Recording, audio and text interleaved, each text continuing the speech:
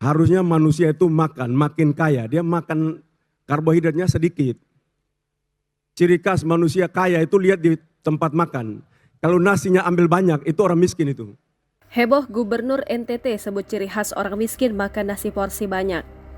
Gubernur Nusa Tenggara Timur, Victor Bungtilu Laiskodat, hadir dalam peringatan hari ulang tahun Ketua Badan Pangan Nasional Sabtu 12 Agustus 2023. Kegiatan yang dihadiri oleh Kepala Bappenas Arief Prasetyo Adi itu berlangsung di halaman kantor Gubernur NTT. Dalam sambutannya, Victor menyoroti soal pola makan masyarakat. Victor pun meminta Kepala Bappenas agar saat berkampanye harus menyampaikan ke masyarakat bahwa manusia yang semakin kaya harusnya mengonsumsi karbohidrat lebih sedikit. Menurut Victor, ciri khas manusia kaya itu dapat dilihat di tempat makan. Kalau nasi ambil banyak, itu orang miskin. Tapi kalau ambil yang banyak protein, itu orang kaya, kata Victor.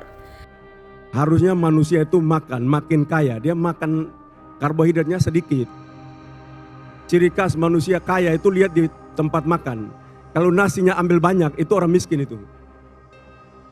Tapi kalau proteinnya banyak, itu orang kaya itu. Jadi cara pangan kita harus didorong protein, jangan kita dorong karbohidrat. Masih ribut beras itu artinya kita masih miskin itu. Ciri khas orang miskin itu makan nasi banyak. Lauknya 2 aja sambil cium makan lagi nasi putih. Cium makan nasi putih, cium lagi makan nasi putih. Nanti sudah terakhir baru ikannya masuk sambal nasi yang terakhir. Nah itu ciri khas orang miskin. Coba aja kalau lihat orang-orang yang mau makan nasinya setumpuk begini, lauknya dikit. Nah itu manusia-manusia miskin itu. Tapi kalau ke depan kita mau maju, tidak boleh. Bila perlu karbohidrat tidak ada.